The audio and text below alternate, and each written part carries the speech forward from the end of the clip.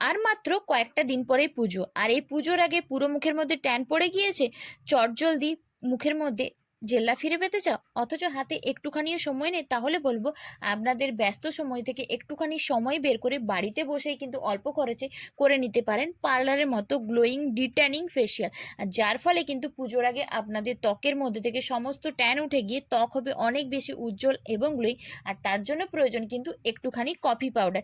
এই কফি পাউডারের সঙ্গে আর কোন কোন জিনিস মিশিয়ে তোমরা বাড়িতে বসে করে নিতে পারো ডিটেনিং ফেসিয়াল, সেটাই আজকে তোমাদের সঙ্গে শেয়ার করব। মাত্র দুটো স্টেপ ফলো করলে কিন্তু পুজোর আগে তোমাদের ত্বক উঠবে অনেক বেশি উজ্জ্বল এবং গ্লোয়িং। তো তার জন্য কিন্তু পুরো ভিডিওটাকে প্রথম থেকে শেষ অবধি দেখতে থাকো, একটুও কিন্তু স্কিপ করবে না। তো চলো বন্ধুরা, ঝটপট করে রেমেডিটা দেখে নেবে চলো। আর তার আগে বলবো, এখনো পর্যন্ত যারা চ্যানেলটিকে সাবস্ক্রাইব করে তারা চ্যানেলটিকে অবশ্যই সাবস্ক্রাইব করে রাখো এরকম নতুন নতুন রেমেডি পাওয়ার জন্য এবং পুজোর আগে নিজেদেরকে আরও বেশি সুন্দর করে তোলার জন্য। তো চলো বন্ধুরা, দেখে নেওয়া যাক। সবার প্রথমে আমি ফেসটাকে খুব ভালোভাবে জল দিয়ে ক্লিন করে নিচ্ছি। যে কোনো রেমেডি ব্যবহার করার আগে ফেসটাকে প্রথমে তোমরা খুব ভালোভাবে পরিষ্কার করে নিও। প্রথমে আমি করব স্ক্রাবিং, তার জন্য আমি নিচ্ছি কফি পাউডার। কফি পাউডার কিন্তু আমাদের ত্বকের জন্য খুব ভালো স্ক্রাবার হিসেবে কাজ করে। এর সঙ্গে মিশিয়ে নেব অল্পখানি নারকেল তেল। নারকেল তেল আমাদের ত্বকের চামড়াকে টান টান রাখতে সাহায্য করে। কফি পাউডার আর নারকেল তেল কিন্তু আমাদের ত্বকের জন্য খুব ভালো স্ক্রাবিং হিসেবে কাজ করে। তোমরা সপ্তাহে 2 থেকে 3 দিন কিন্তু এই স্ক্রাবিংটাকে শুধুও ব্যবহার করতে পারো। স্ক্রাবিং করার ফলে আমাদের মুখের মধ্যে যে ব্ল্যাক হেডস এবং হোয়াইট হেডসগুলো হয় সেগুলো কিন্তু খুব সহজে দূর হয়ে যায় এবং ত্বকের চামড়াও টান টান থাকে, যেটা নারকেল তেল আমাদের ত্বকের চামড়াকে টান টান রাখতে সাহায্য করে। তারপর হালকা হাতে 3 থেকে 4 মিনিট মুখটাকে খুব ভালোভাবে ম্যাসাজ করে নিও এবং তারপর সেটাকে নর্মাল জল দিয়ে ধুয়ে নিও। তাহলেই তোমাদের এখানে প্রথম স্টেপটা কিন্তু কমপ্লিট হয়ে যাবে। দ্বিতীয় স্টেপে আমি বানাবো ফেস প্যাক। তার জন্য নিচ্ছি এখানে বেসন।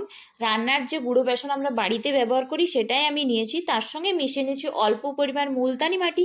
মুলতানি মাটি কিন্তু আমাদের ত্বকের জন্য খুবই উপকারী, অয়েলি ত্বকের জন্য বিশেষ করে।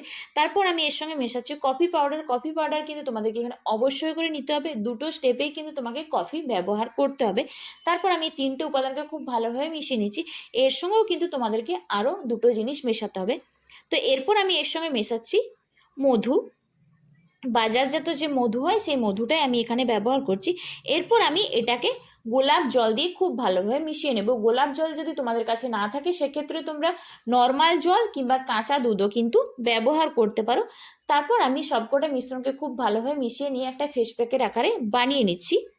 তোমরা চাইলে এটাকে অনেকটা বেশি পরিমাণে বানিয়েও কিন্তু 2 দিন ফ্রিজের মধ্যে স্টোর করে রাখতে পারো। তো আমার এখানে ফেস প্যাকটাকে বানানো হয়ে গেছে। এরপর আমি এটাকে আমার পুরো মুখের মধ্যে ব্যবহার করব। এই রেমেডিটাকে তোমরা সপ্তাহে 2 দিন কিন্তু অবশ্যই ব্যবহার করতে পারো। তোমরা এটাকে দিনের বেলাতেও ব্যবহার করতে পারো বা রাতের বেলাতেও ব্যবহার করতে পারো।